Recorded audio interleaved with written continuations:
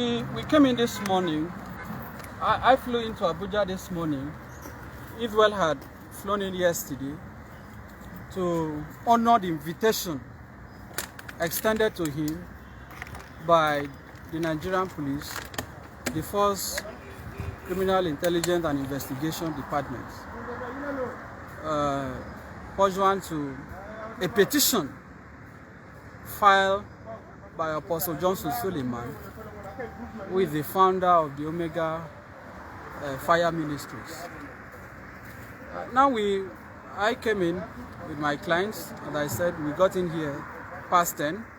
If you look at the time, this is some minutes past 7. So cumulatively, we have spent over 7 hours, over 8 hours, 8 hours plus, just to respond to a petition over what I consider to be a very funny allegation made by Suleiman, because he had alleged that he commanded angels to send miracle alerts or miracle money to some persons in Auchi in Edo State, and of course Atlanta, Georgia in the United States. My client Israel came out, disavowed, debunked, and of course challenged the credibility and the veracity of those claims, which for us remains outlandish, remains false, irresponsible, and incapable of being proved, clearly unsubstantiated. So we came here. It took even several hours for the police to take a statement. There were a lot of arguments, back and forth, altercations at some point, and instances where I felt this had gone beyond voluntary statement. This was about trying to force somebody to implicate himself. Of course, we refused to be intimidated. So that also led to a series of things that I may not want to say here. Now, after all said and done, we met with the ACP, Assistant Commissioner of Police, Y.Y. Abubakar, who had signed the invitation letter.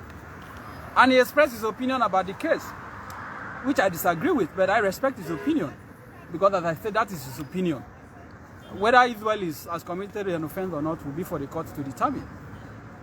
Interestingly, I also met the lawyer, a learned friend, who is the lawyer to Apostle Suleiman. He also came around today, and he engaged me in a conversation. I don't want to disclose the details.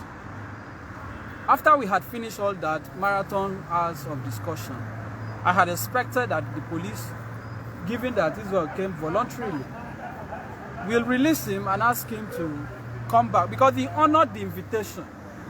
If you are inviting somebody for purpose of interrogation, the moment you say you cannot go except you produce a shorty, what that implies in law is that you have converted the police invitation to arrest.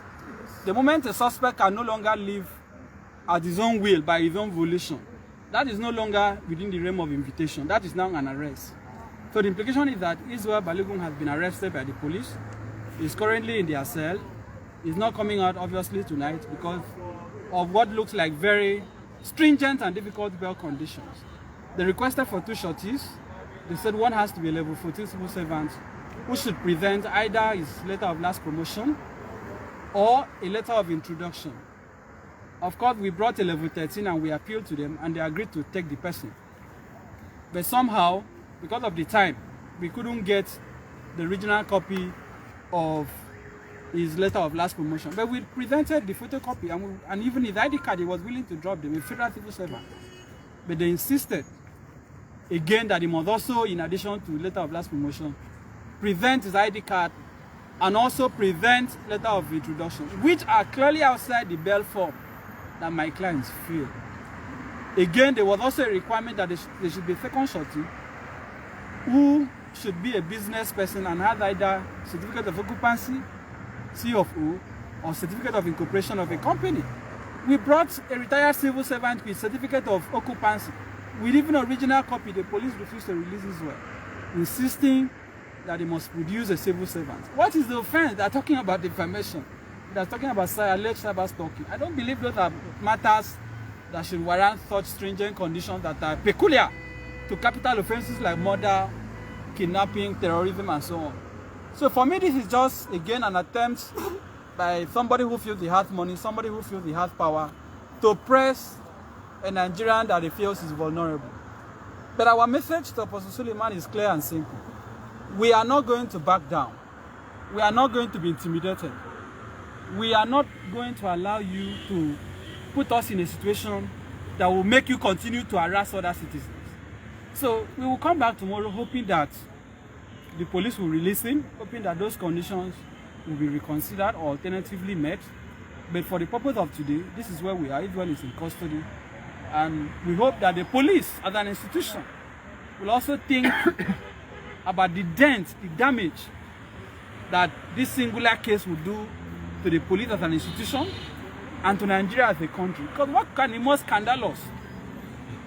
What can be more embarrassing to a country than for a citizen to be detained because he said that angels cannot send money to people's accounts? Simple.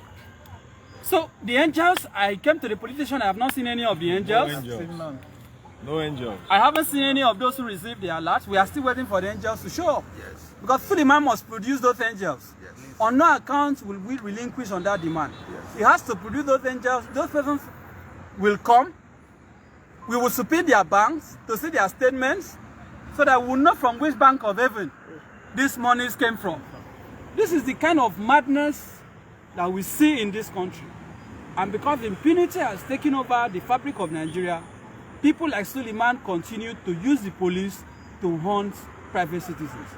Nobody will be intimidated. Nobody will be coerced into silence. Yes. So let the Inspector General of Police save the Nigerian police from this embarrassment. Save the country from this scandal. And stop this macabre dance, this scandal that is going on in the name of investigation. That is all the comments I can make for now. And lastly, we have told them we are not afraid of going to court. It will be very good for Suleiman to enter the witness box, for his angels to testify on his behalf. Yes. Nigerians have not seen angels before. I believe this is a good opportunity for us to see and know what angels look like, because he has to produce them. Again, I have also made the point earlier that, look, the country is almost at the point of recession. The government can barely fund. Nigeria is borrowing from China. Suleiman has this grace of commanding angels to send money. Why not help the country? Thank you. Call these angels to send money to the Federation account or the Treasury single account to help the country out of the economic and financial crisis that it is going through. If you have this capacity to command angels to deposit money in the account of people who claim to be your members, also help the country. So the president should send the Minister of Finance to lead a delegation to meet Suleiman for him to call his angels to send money to help the country. I believe that will be in the interest of, until he does that, we are waiting for him to have his day in court. Because for me, it is not Israel Balogun who will be on trial. It is Apostle Suleiman and every clergy or pastor in this country that has abused the trust of the Nigerian people that will be on trial. Yes. It is Suleiman who will answer for his statements and comments. It is Suleiman who will have the burden and the onus of proof of substantiating the allegations that he made. They can show their power at the police station, but we will have solace in the courts. But we are still calling on the police to do what is right, because you cannot be saying you are a law enforcement agency and yet you are allowing the law to be violated in the name of protecting a big man.